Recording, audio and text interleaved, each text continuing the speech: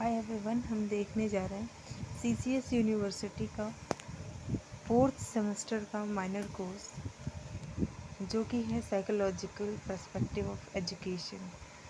तो इसमें 10 क्वेश्चंस आते हैं and we have to attempt only 5 questions out of 10 questions.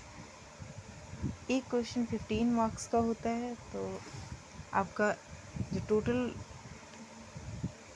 Paper हो जाएगा वो हो जाएगा 75 मार्क्स का। और 25 मार्क्स का आपका होगा इंटरनल एग्ज़ाम जो आपके कॉलेज में होगा। तो 75 का एक्सटर्नल, ओके, और 25 का इंटरनल, मीन्स टोटल हो गया 100। तो ये 75 मार्क्स का है। देखो इसमें 10 क्वेश्चंस हैं, तो आपको इनमें से सिर्फ और सिर्फ 5 करने हैं। ओके, तो हम फर्स्ट क्वेश्चन पढ़ते हैं। पहला क्वेश्चन है, discuss the relationship between psychology and education. तो हमें साइकोलॉजी और एजुकेशन में रिलेशनशिप डिस्कस करनी है। तो इसमें मेनली हम इसी चीज़ के बारे में डिस्कस करते हैं कि जैसे टीचर है, अगर किसी स्टूडेंट को पढ़ाता है, ठीक है, तो उसकी क्या क्या एबिलिटीज़ हैं, किस तरीके से उसको पढ़ाना है। जैसे सपोज़ कि 4 बच्चे हैं, 4 बच्चों को एक टीचर पढ़ा रहा है, तो उसमें से एक बच्चा है जो जल्दी चीज़ों को समझ जाता है, उसमें से एक बच्चा है जिसको थोड़ा लेट समझ में आता है, 2 बच्चे एवरेज समझते हैं। तो सबका अलग अलग सीखने का, समझने का तरीका होता है। तो साइकोलॉजी यही बताती है किसी बच्चे को कैसे सिखाना है। मतलब टीचर को ये पता चलता है कि बच्चे की इंडिविजुअल एबिलिटी क्या है, इंडिविजुअल डिफरेंस को जानता है टीचर।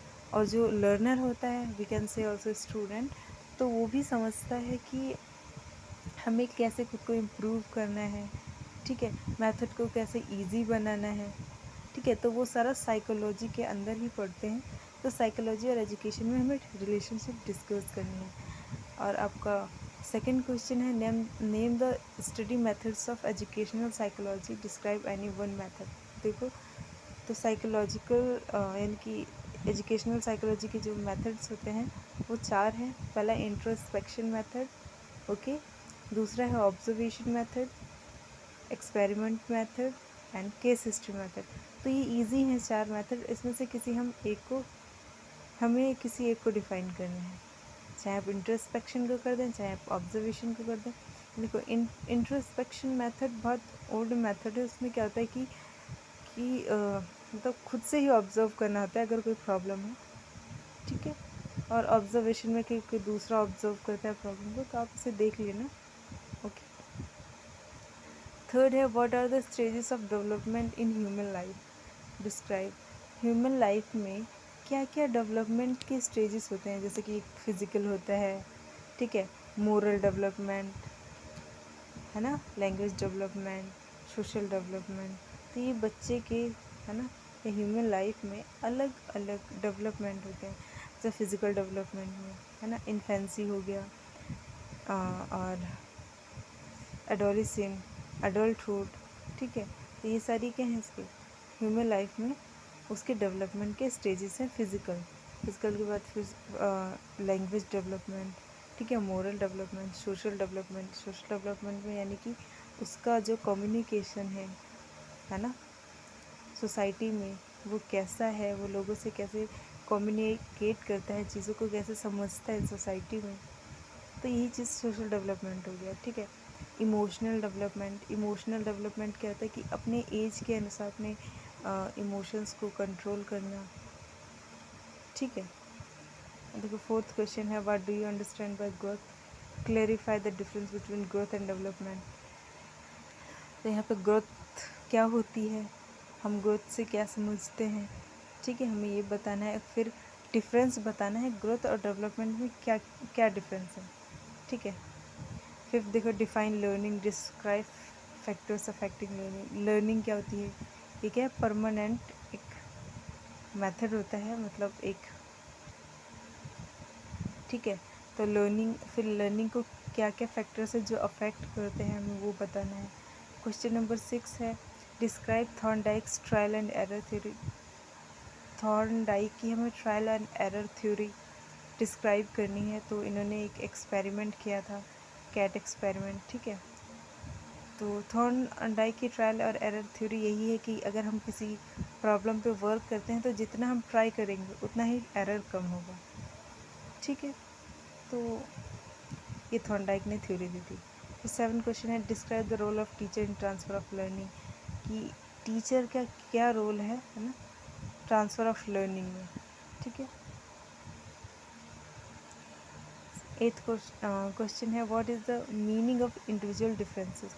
इंडिविजुअल डिफरेंसेस का मतलब क्या है, discuss the causes of individual differences.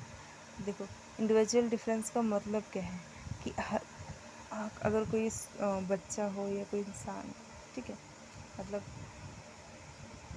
अगर हम 2 पर्सन्स को ले लें, है ना, तो हम क्या देखेंगे उनमें इंडिविजुअल, यानी कोई ना कोई चीज़ अलग होगी। इवन अगर हम ट्विंस को भी देखें तो ट्विंस भी सेम नहीं होते हैं, उनमें भी कुछ ना कुछ, है ना, डिफरेंसेस होते हैं, बहुत सारे, कुछ ना कुछ क्या, बहुत सारे डिफरेंसेस होते हैं, ठीक है। तो discuss the causes of individual difference, और इसके क्या क्या कारण हो सकते हैं। इन्वायरमेंट हो सकता है, ठीक है, और सोसाइटी हो सकती है, ठीक है। हेरिडिटी होती है, यानी कि बहुत सारे बच्चे, किसी की हाइट लंबी होती है, किसी की हाइट छोटी होती है, कोई फैट होता है, कोई थिन होता है, तो ये क्या है, ये इन्वायरमेंट और जेनेटिक्स इस पर भी डिपेंड करता है, ठीक है। तो इंडिविजुअल डिफरेंस क्या है ना, कि 2 पर्सन्स की जो क्वालिटी है, जो एबिलिटी है, वो सेम नहीं होती, वो किसी न किसी प्रकार से एक दूसरे से भिन्न होते हैं, अलग होते हैं, ठीक है। क्वेश्चन नंबर 9 है आपका, what is mental health, what is the need to study mental health, ठीक है। मानसिक स्वास्थ्य क्या होता है, मेंटल हेल्थ क्या होती है, हमें ये बताना है ना। What is the need to study mental health, ठीक है। मानसिक स्वास्थ्य का अध्ययन करने की क्या आवश्यकता है, मतलब हम क्यों पढ़ रहे हैं, ठीक है, हम क्यों पढ़ते हैं मेंटल हेल्थ के बारे में, ओके। तो क्वेश्चन नंबर 10 देखते हैं, right short notes of any 2 of the following. हमें यहाँ पे 4, क्वेश्चन नंबर 10 में 4 टॉपिक्स दे रखे हैं एंड हमें 2 ही अटैम्प्ट करने हैं इसमें से। एक पहला है मोटिवेशन, दूसरा है एडजस्टमेंट, तीसरा है मेमोरी, डी है हैंडीकैप्ड चाइल्ड, ठीक है। हैंडीकैप्ड को दिव्यांग चाइल्ड भी कहते हैं, है ना? तो ये 10 क्वेश्चंस ही हैं, तो ठीक है, पेपर ओके। हमें बस 5 ही क्वेश्चंस अटैम्प्ट करने पड़ते हैं और एक questions carry 15 marks, total 75 marks, okay. Thank you.